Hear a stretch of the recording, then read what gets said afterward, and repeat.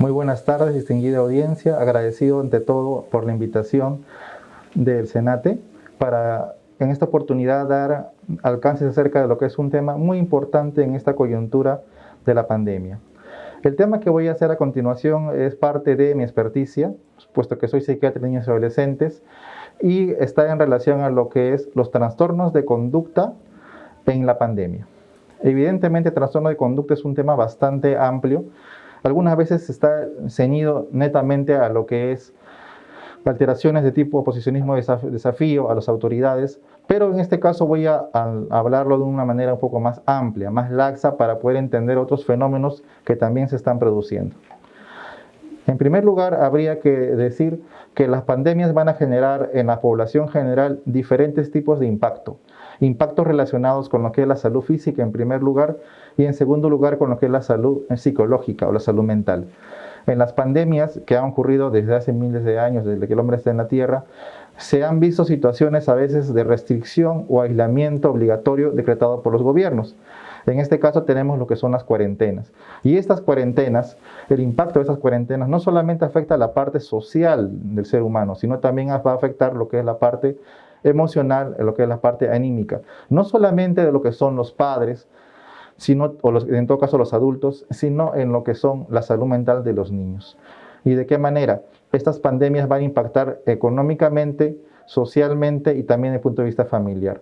Hay algunos estudios realizados en lo que son las pandemias, y las pandemias van a estar también relacionadas con también lo que son las catástrofes naturales. Ambos tipos de fenómenos van a generar que la persona sufra un aislamiento, y ese aislamiento va a tener connotaciones importantes.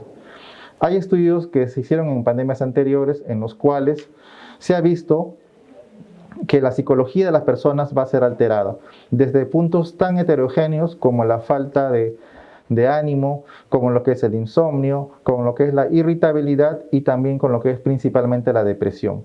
Si bien es cierto, un adulto que está estresado o deprimido por diferentes factores económicos, va a impactar de forma directa sobre los niños que viven en su entorno. Y esta relación inadecuada entre padres estresados o madres estresadas con lo que es el niño va a generar en este sufrimiento psíquico. El sufrimiento psíquico de estos niños se va a manifestar con alteraciones conductuales. Estas alteraciones conductuales pueden ir desde una irritabilidad a una depresión hacia factores quizás más disruptivos. Por ejemplo, tenemos que en niños que tienen lo que es el TDAH o lo que es un TEA, un espectro autista, van a generar conductas de agresividad y de impulsividad marcadas. Como le digo, ese sería un breve preámbulo acerca de lo que estamos viendo. Y vamos a ver, como le dije a continuación, en esta presentación, esos temas de una forma más desmenuzada y de una forma más calmada, ¿no? Entonces vamos a tener la siguiente diapositiva, en la cual un poquito va a hablar de lo que ya hemos comentado, que va a haber una agenda de 4 puntos importantes, lo que es las generalidades del tema, aspectos introductorios y definiciones, lo que es la psicopatología en sí, lo que es la evaluación de estos casos y lo que es el tratamiento. Muy bien, en cuanto a generalidades tenemos algunos conceptos principales que ya lo hemos vertido acerca de la situación de las pandemias y los brotes de enfermedades graves que han surgido en las últimas décadas, y también la ausencia de resultados en investigación en cuanto a la salud mental, que son aspectos que se han descuidado un poco, pero actualmente ya existen unas conclusiones importantes y conclusiones, ¿no? Como dije hace un momento, lo importante aquí sería el ánimo bajo y la irritabilidad, que es una situación que es característica en las personas que están con la pandemia. Otro tipo de síntomas que vamos a ver es la culpabilidad. La culpabilidad también es un elemento que está presente muy frecuentemente en lo que son los adultos sometidos a lo que es cuarentena. Aparte de ello, algunas personas también tienen exacerbación de síntomas ansiosos previos. Dígase, por ejemplo, lo que es el lavado compulsivo de las manos o el temor a salir a espacios abiertos, aún así que se ha resuelto el cuadro de pandemia. En todo caso, son situaciones que vamos a ver que se van a generar, y eso va a estar muy diferente de lo que es una sociedad de otras. Son síntomas o padecimientos que son globales e inherentes de la condición humana. En cuanto a lo que es el COVID, que es una enfermedad nueva, tiene muchas complejidades y tiene muchas amenazas. Quizás la naturaleza incierta de sus síntomas, el pronóstico a largo plazo de las características que lleva la enfermedad, ha llevado a países a medidas extremas. Y las medidas extremas, en este caso, son las cuarentenas. Las cuarentenas implican un aislamiento, una restricción social que va a generar en las personas, tanto adultos como niños y adolescentes, un problema serio. Y este problema serio va a estar relacionado a que va a haber una afectación del núcleo familiar. Este confinamiento va a generar, aparte del sufrimiento físico y mental, alteraciones económicas que van a generar desempleo y carencia de lo que es de sustento en las poblaciones. Y esto genera a la vez estrés en lo que son los padres y también va a requerir que el niño también se encuentre tenso y estresado por esta situación. En la siguiente diapositiva vamos a ver que evidentemente el confinamiento va a generar, como le dije hace un momento, lo que son alteraciones sociales que van a hacer que este niño o este adolescente también sufra psíquicamente. En la siguiente diapositiva vamos a ver que el confinamiento aleja también a los niños de lo que es el colegio. El colegio es un instrumento no solamente de adiestramiento o de culturización, sino es un mecanismo en el cual el menor va a interaccionar con sus pares y lo va a hacer de una forma saludable. Asimismo, este colegio va a ser un nexo con personas significativas, como por ejemplo los tutores, los profesores valiosos, y también con lo que son los profesionales de psicología educativa que pueden estar en esta población, en este ambiente educativo. Por lo tanto, el confinamiento y lo que es separar al niño de la escuela va a generar cambios drásticos en lo que es ello. Antes de ver lo que es la separación del niño del colegio, quizás es bueno saber lo que es una adversidad psicosocial. Rutherford fue un psiquiatra inglés muy importante en lo que son definiciones de adversidades psicosociales. Es decir, ¿qué tiene que ocurrir para que un niño o una persona padezca una enfermedad mental? Y él vio en estudios epidemiológicos realizados hace varias décadas que existen algunos factores claves que son predisponentes a que la persona padezca de un problema mental, un trastorno mental. Y él lo clasificó en 6. En primer lugar, una clase social baja. En segundo lugar, una discordia matrimonial grave y persistente. En lo que es una familia con muchos hijos, con más de 4 hijos, antecedentes de criminalidad paterna o psicopatía paterna, y también lo que son problemas mentales en la madre. Puede ser, por ejemplo, trastornos del ánimo o también trastornos de personalidad. Y finalmente, que el niño pertenezca a una estancia o un hogar de cuidado, por ejemplo, lo que es un albergue. En la siguiente diapositiva también vamos a ver lo que es la resiliencia como una capacidad del menor para poder afrontar las adversidades psicosociales. Esta adversidad psicosocial se puede resolver de diferentes maneras y hay algunos niños que tienen una mayor capacidad para poder superar estas adversidades sociales, ¿no? Evidentemente, las experiencias adversas en la infancia son hechos muy comunes, no son una excepción a la regla. Y se ve que muchos niños y adolescentes han sufrido por lo menos 2 adversidades psicosociales durante lo que es su vida. Entonces, ¿cuáles son las adversidades psicosociales que pasan los niños por lo general? Enfermedad de los padres, muerte de los padres, lo que son penurias económicas, la discordia familiar constante es también una adversidad psicosocial muy frecuente en las sociedades, y el consumo de alcohol paterno, que va a llevar secundariamente a lo que es agresión física y a veces negligencia y también abuso sexual. Entonces, viendo estas condiciones que hemos visto, muchas de ellas se van a exacerbar en un periodo de pandemia, como lo que estamos viviendo. Aparte de ello, los traumas psicológicos que genera un niño puede llevar a la larga a muchos destinos. El pronóstico puede ser variado y podemos ver que algunos de estos niños con poca resiliencia van a llegar a tener un padecimiento mental serio cuando progresen los años. Y esto también va a retrasar también lo que es el desarrollo físico porque es una unidad.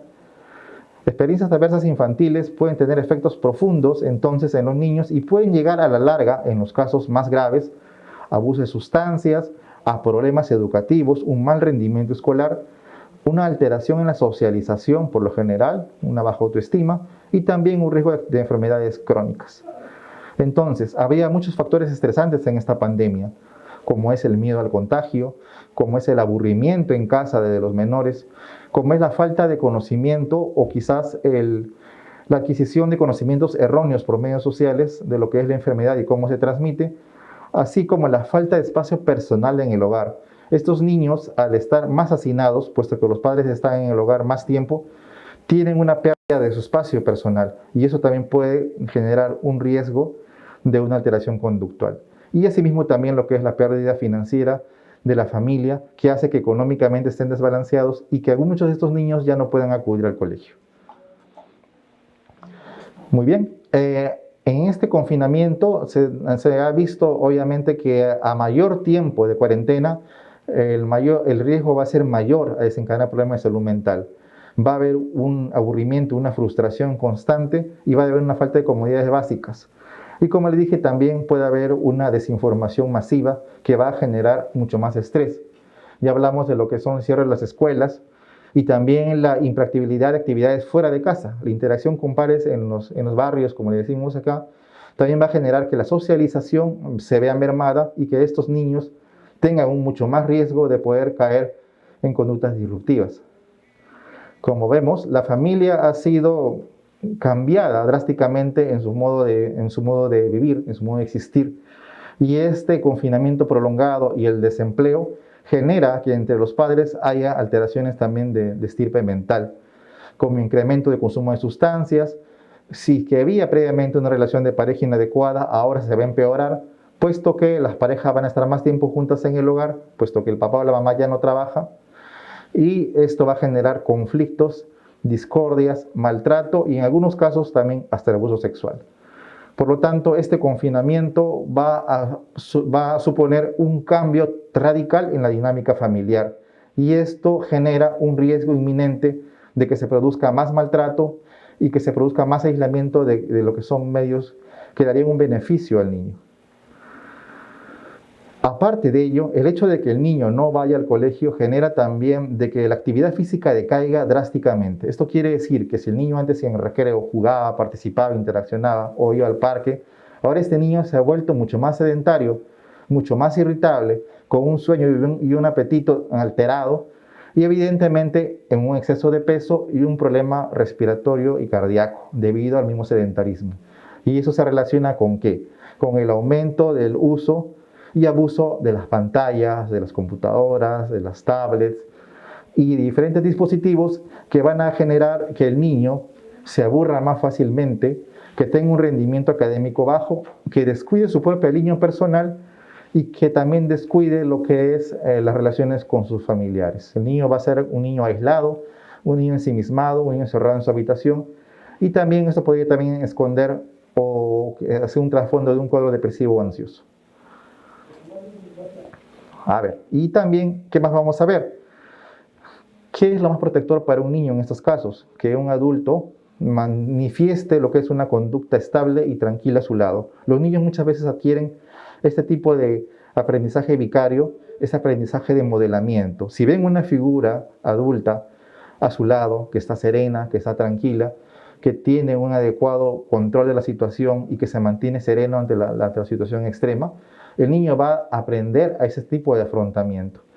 En este caso, también va a depender mucho del temperamento del niño. Hay niños que son demasiado irritables, irascibles, hay niños que toleran muy poco la frustración, y eso también va a ser algo característico de cómo responde el niño, así como su resiliencia. Ya hablamos de la importancia de que si se cesa el colegio, va a haber una disminución de interacción social con compañeros y con profesores, y también la actividad de tiempo libre. Hablamos ya del riesgo del Internet en cuanto al riesgo de que haya una dependencia a dispositivos o a nueva tecnología y también el riesgo de que estos niños caigan en manos de predadores sexuales que pueden acosarlos en las redes, dado que tienen un tiempo mayor en pantallas que lo tenían habitualmente. Aquí vemos un resumen de lo que es los aspectos sociales y su impacto en la familia y a su vez en los niños y jóvenes, generando síntomas como ansiedad, depresión, incremento de la hiperactividad, u otros trastornos mentales y también pueden ser el caldo de cultivo para que se produzcan todos los tipos de abuso que existen. Ahora vamos a lo que es la psicopatología en sí, que es la enfermedad mental, que son los síntomas clínicos que vamos a tener que ver en lo que son nuestros niños. Evidentemente una crisis o un problema de disregulación de conductual no va a generar o no va a decir que el niño tiene un trastorno mental. Algunos de ellos son cuadros que son bastante aislados, que se limitan en el tiempo y que son de una intensidad leve. Pero en otros de ellos, evidentemente, la frecuencia va a ser diaria, la intensidad va a ser severa y van a generar necesariamente en ocasiones el afrontamiento psicoterapéutico y psicofarmacológico. Hay estudios múltiples en lo que es el mundo y la pandemia del COVID. Principalmente esos estudios se van a estar localizados en lo que es la población de China y también en lo que son los países europeos que padecieron la primera ola de la enfermedad, como son los países de España e Italia. Evidentemente también hay información en lo que es Alemania, hay también unas guías buenas en Canadá, pero los principales resultados de lo que tradujo esta convivencia con el virus, lo que es la cuarentena, son los estudios en China. Y se ha visto que los niveles de ansiedad han sido bastante elevados en la provincia relacionada al brote del coronavirus. Son resultados que arrojan hasta el 22% de estudiantes que mostraron tener síntomas depresivos, mucho más altos que otras regiones de China. Como vemos, el punto es más de 20%. En España hay otros estudios que nos hablan de un porcentaje cercano al 10% que mostraría un menos impacto en esta población, al menos el inicio de la enfermedad. Tenemos que tener en cuenta que este impacto puede ser un impacto medido a la parte inicial de la pandemia y otra cosa sería también a la parte media y quizás a unos a más largo plazo, que los efectos serían diferentes y que estamos en proceso todavía de investigación. En China también se han visto estudios en lo que son adolescentes y niños en comparación y vemos que la ansiedad es alta en niños y adolescentes, en niños 23%, en adolescentes 29%. Y vemos que también hay una comorbilidad alta con lo que es la depresión, ansiedad y depresión. Otros factores importantes serían lo que es el sexo de estos niños. O sea, los niños, se dice que las niñas serían mucho más proclives a que haya este tipo de estrés. Y aparte de ello, también se diría que el riesgo sería en poblaciones urbanas más que en rurales. Y evidentemente estaría relacionado más donde brotó la pandemia que en otras zonas de China, por ejemplo. Aquí vemos lo que sucedió en las poblaciones europeas. Como le dije, en Italia y en España son la mayor parte de los estudios. Y también se ha visto en ello que los niños han alterado su conducta. Se ha visto dificultades para la concentración, se ha visto marcada irritabilidad y lo que son sentimientos de soledad marcados, ¿no? Sabemos que en Italia a veces están mucho más pegados a lo que son los abuelos y abuelas. Por lo tanto, los niños, al verse separados de sus abuelos, han tenido un gran sufrimiento al tratar de adaptarse a una convivencia con sus padres que dejaron de laborar.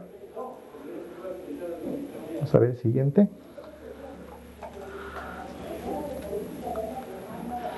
Vamos a ver el siguiente diapositiva, en los cuales nos vamos a ver. Vamos a ver acá. Este cuadro es bastante interesante porque nos da cuenta de cómo han evolucionado los síntomas en los niños con TDAH. Los niños con TDAH están volcados ahora a sus hogares. Y algunos piensan que como están en casa, de repente ya no requieren los medicamentos que usaban para ir al colegio.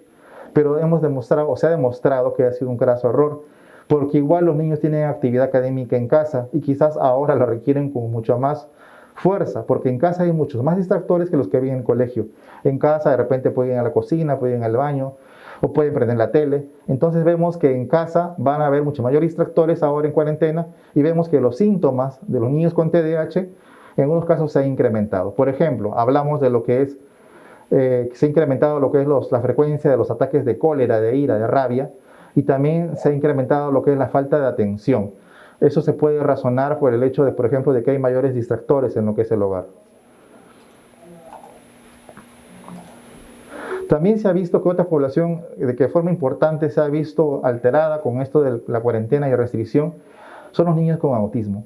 Estos niños con autismo ya tenían una rutina estructurada, tenían sus esquemas de tratamiento, sus terapias ya hechas y ahora se han visto recortados en lo que eran sus libertades y sus rutinas. Esto ha generado que estos niños entren en cuadros de ansiedad y toleren más la frustración. Y esto secundariamente va a devenir en lo que son las conductas disruptivas clásicas de los autistas, que serían la autoagresión, la heteroagresión y el aumento de la parte ritualística. Evidentemente también se van a alterar lo que es su sueño y también los hábitos alimentarios. Pueden haber también conductas regresivas como enuresis y cuadros de rabietas más frecuentes. En todo esto va a generarse porque se rompió su esquema normal de actividad del niño autista. En cuanto a niños con problemas de discapacidad intelectual, que muchas veces se relacionan con autismo, también vamos a ver similares condiciones.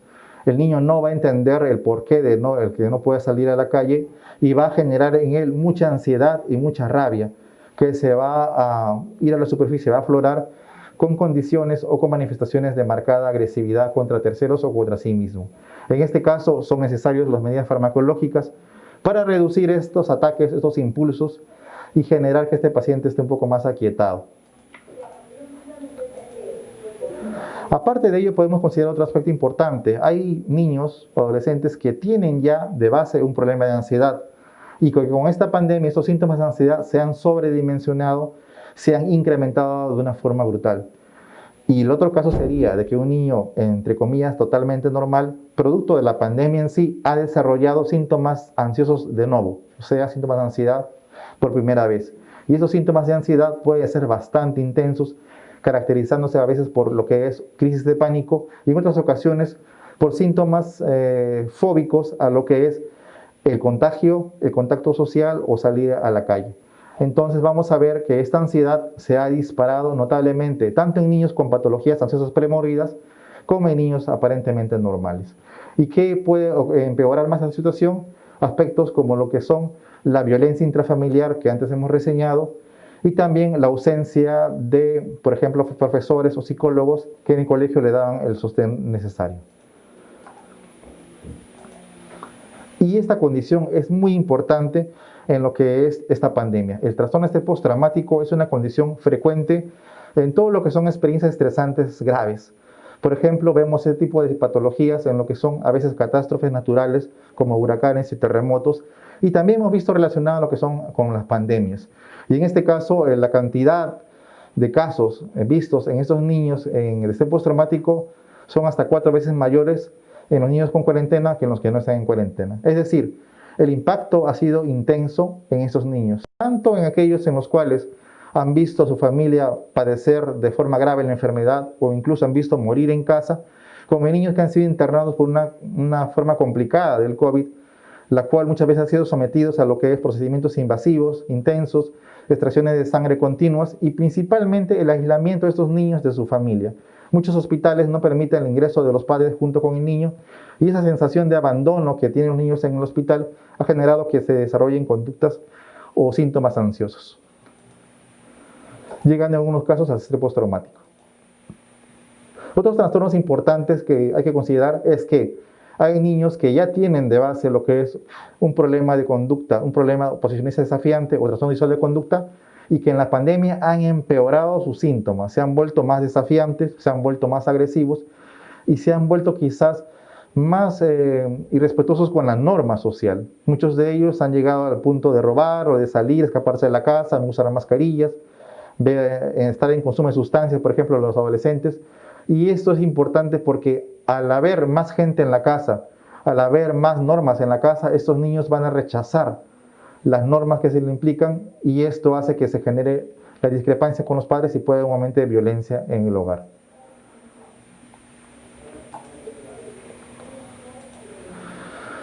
Algunos adolescentes han llegado a conductas extremas como robar o hacer agresiones sexuales a otros adolescentes o en otros casos lo que es romper la cuarentena o no usar las medidas de protección. Eso también se ha visto en algunos aspectos, más que todo en lo que son adolescentes, y es un problema mayúsculo que también genera un riesgo tanto sanitario como en la misma vida de los pacientes.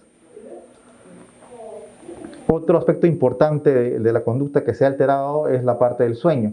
En este sueño, estos niños que pueden estar ansiosos o estresados van a perder su ritmo normal y puede haber situaciones de insomnio inicial relacionado con lo que es la ansiedad, dados en primer lugar por el miedo al contagio o por el miedo que se contagien sus padres o que mueran sus abuelitos, o también por el hecho de que están muy estimulados. Esta sobreestimulación está relacionada con el uso excesivo de lo que es las computadoras, las tablets y el abuso de los videojuegos, que hace que esa sobreestimulación les quite el sueño y estos niños duerman menos que lo habitual. Lo otro es que niños con depresión puedan tener un rebrote de su enfermedad depresiva, o también niños que no tenían depresión antes, ante la muerte de sus familiares cercanos, puedan hacer un duelo complicado. ¿Y cómo evaluamos todo esto? ¿Cómo es el proceso evaluativo de todo ello? La evaluación en estos tiempos de pandemia es compleja debido a que no tenemos la parte presencial. Nos vamos a ligar más que todo al área de la comunicación remota, ya haciéndolo llamadas telefónicas para evaluar lo que es la condición de nuestro paciente. Y en estos casos también usar la telemedicina. Ahora en el Hospital Revalete usamos lo que es la telemedicina para los adolescentes y por ello podemos tener con nuestros niños y adolescentes consultas en tiempo real y podemos ver cómo están yendo, cómo están avanzando en sus síntomas o cómo están retrocediendo en ellos. Y se ha visto esa teleconsulta la cantidad de pacientes que se han visto alterados emocionalmente por la situación de cuarentena. Aparte de esta evaluación también se van a hacer llamadas telefónicas y podemos tener una fuente primaria del niño mismo o también podemos tener una fuente con los padres, los cuales también nos van a informar acerca de la condición en la que están nuestros pacientes. Pero siempre hay dificultades para ese tipo de comunicaciones. Por ejemplo, la falta de privacidad cuando uno hace una teleconsulta con un adolescente, o también a veces los factores de lo que son el contexto tecnológico, ¿no? Por ejemplo, una mala conexión a internet, una conexión muy inestable, que también genera que a veces este contacto no sea tan fidedigno como una entrevista que es de tipo presencial. Acá tenemos algunos factores importantes que reconocer. Evidentemente el niño no está aislado, no viene solo, sino viene con una familia. Y hay que detectar también cuadros de lo que es ansiedad en lo que son los cuidadores y en lo que son los padres, por ejemplo, ¿no? Y si estos padres están alterados, estresados, había también que tratar de evaluarlos y controlar sus síntomas, ¿no? Acá también hay un esquema en el cual habla sobre lo que es la teleconsulta, la forma más adecuada de hacer teleconsulta para que estos niños sean tratados de una manera eficaz y adecuada.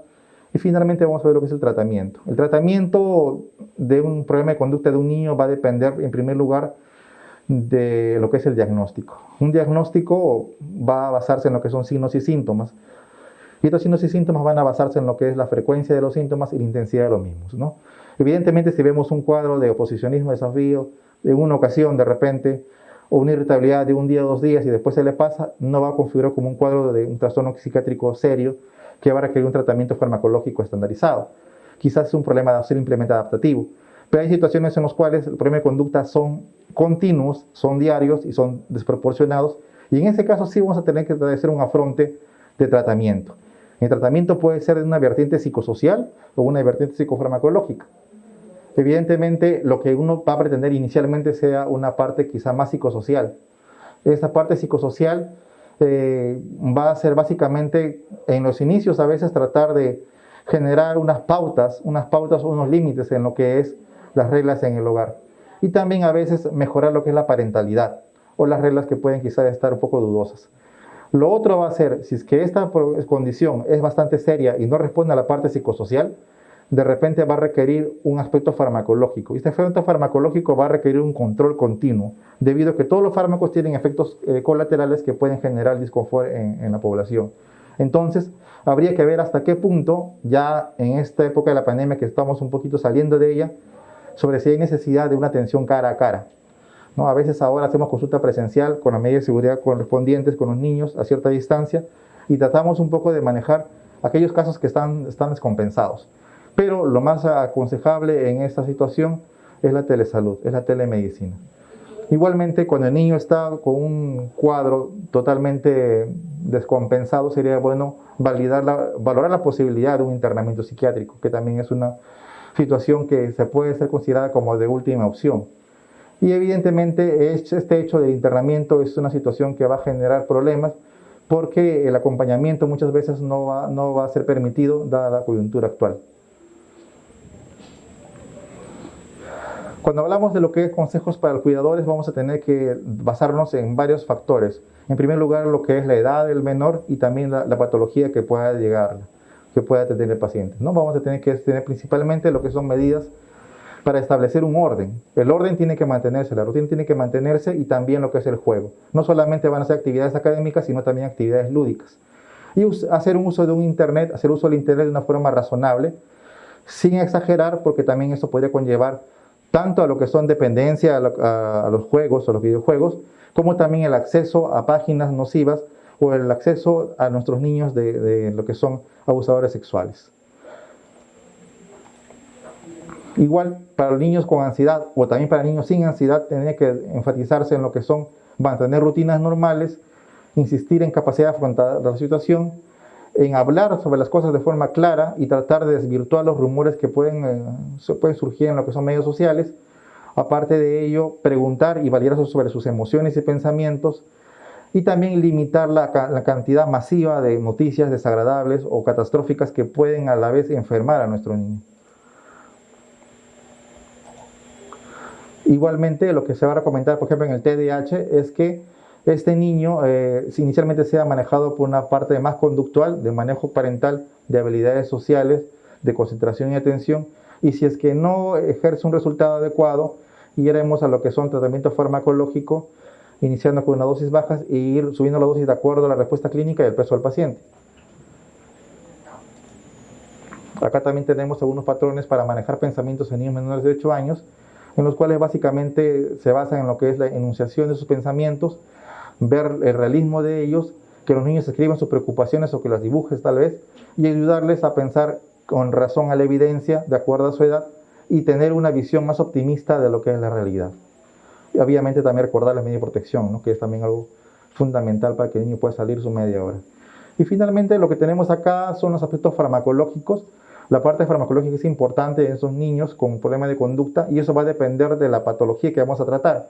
Por ejemplo, vamos a ver de repente un niño autista o con retraso mental o discapacidad intelectual con marcada agresividad.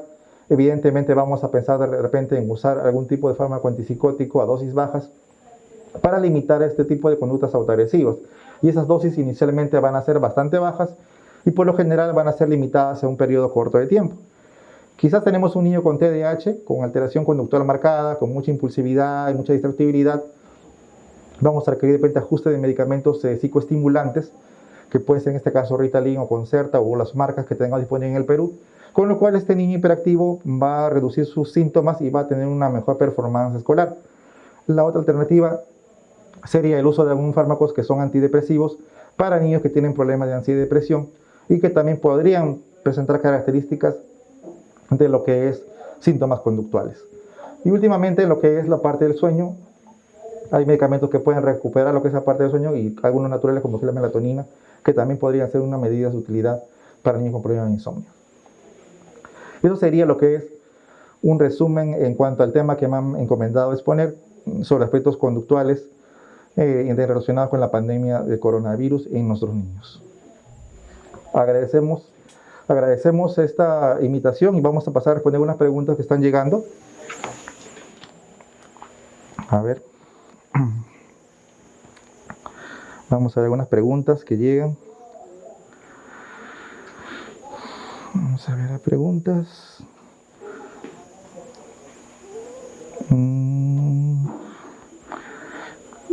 Preguntan, no veo las preguntas acá que me han mandado. Está por mensaje de texto, por WhatsApp. Vamos a mandar una pregunta.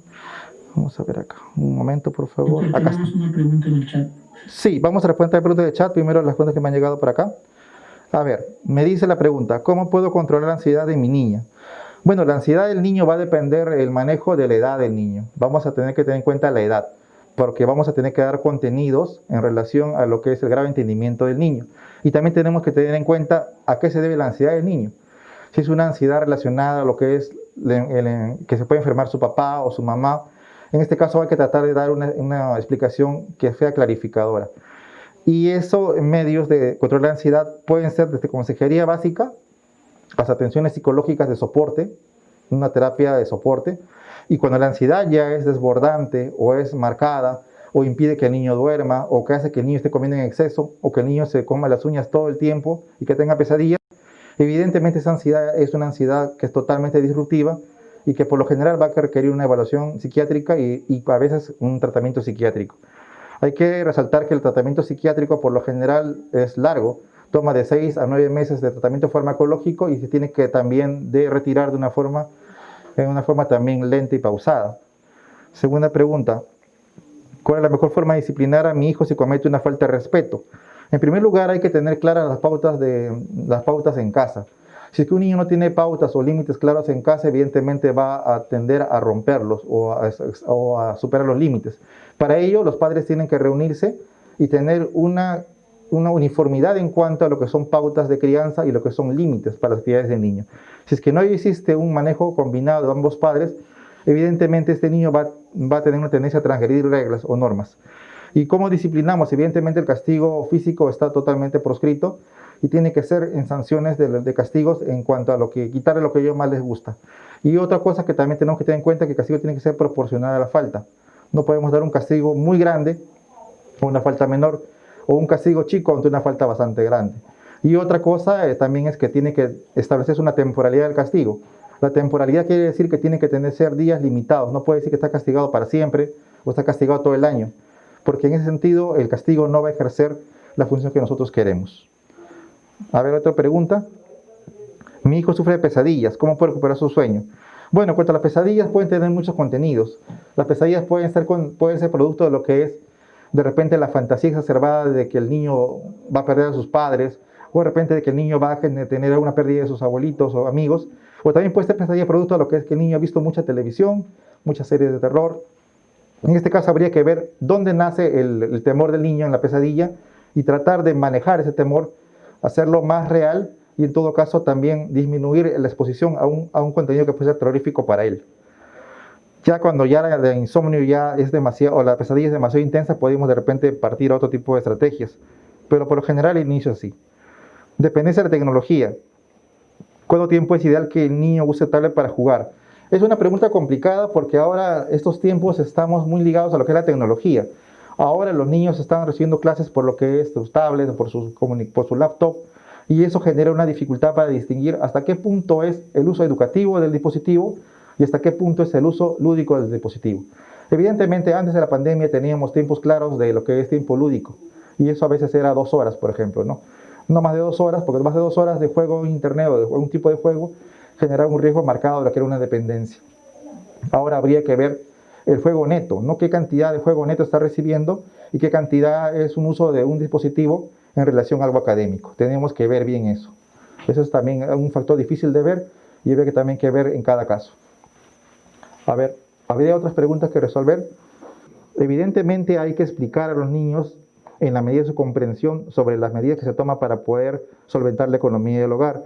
Si es un niño chico hay que hablarle en frases sencillas, si es un niño grande hay que explicarle en otro sentido. Lo otro es el sentido del tiempo. El tiempo es importante, hay que dar una calidad de tiempo más que una cantidad de tiempo. En este caso entonces hay que tratar de ver ello. La labor escolar en los niños menores está mal enfocada, sí es cierto, y hay que de todas maneras tratar de darles un empuje, un aliciente en ese sentido, pero hay situaciones sociales que evidentemente no van a poder ser solucionadas de una forma efectiva, ¿no? A ver, el efecto colateral del Ritalin. El Ritalin es un medicamento psicoestimulante, principalmente su efecto colateral va a ser lo que es la pérdida del apetito y el insomnio. El pérdida del apetito a veces genera problemas marcados porque algunos niños no crecen de la forma adecuada y también pierden peso. Entonces, se ha visto que en algunos casos este es el problema principal del Ritalin. El otro problema del Ritalin es la cefalea también que se puede surgir, pero más que todo autolimitada en el tiempo. Y otro problema importante es el insomnio.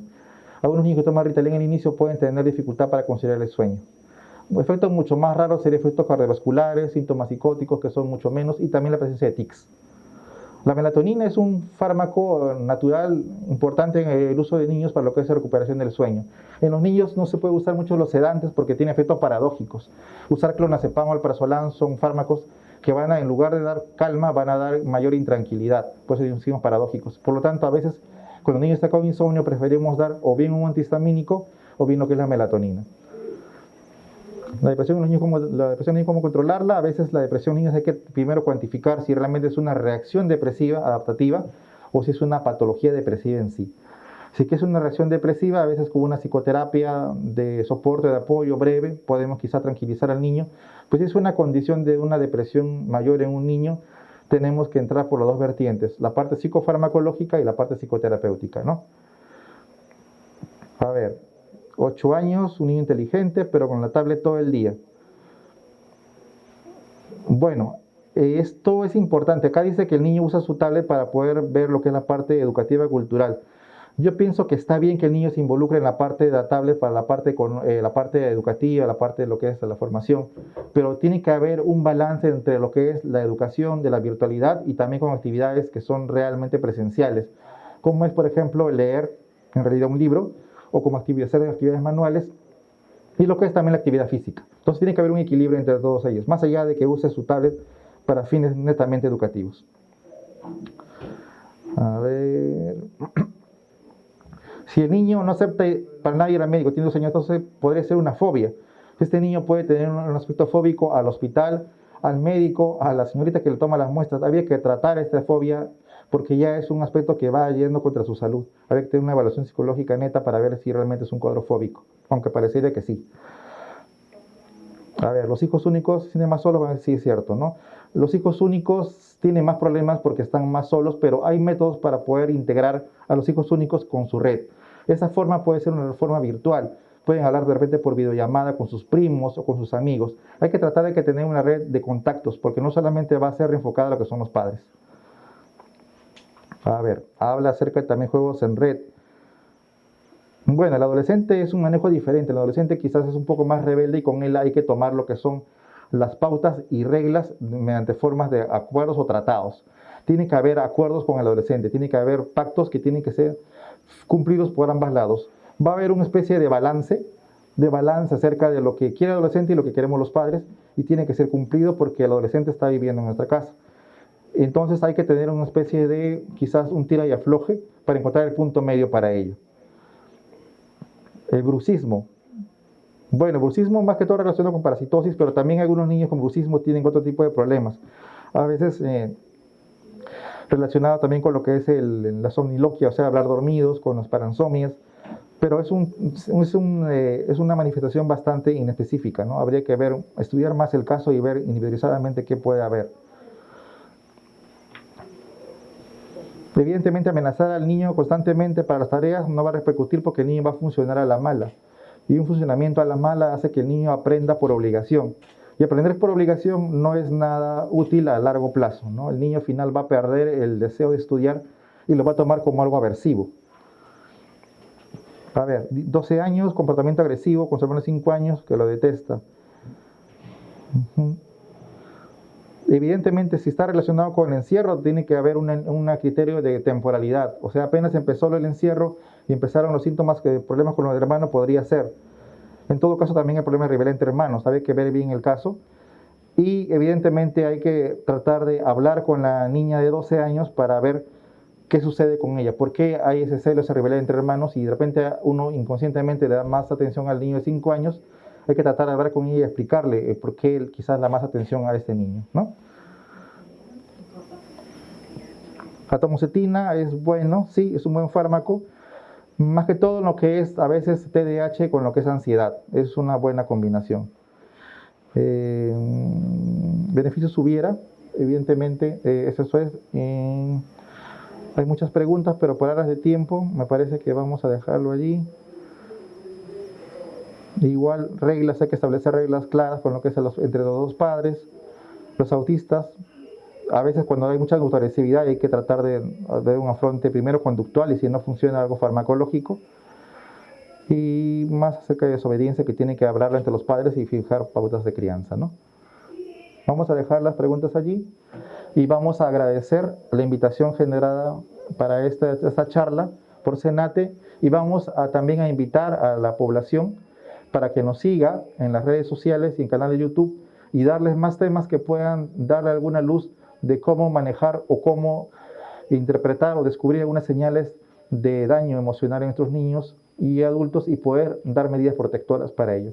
Agradecemos su participación, les invitamos a seguir en constante observación de nuestras publicaciones. Muchas gracias. Gobierno del Perú. El Perú primero.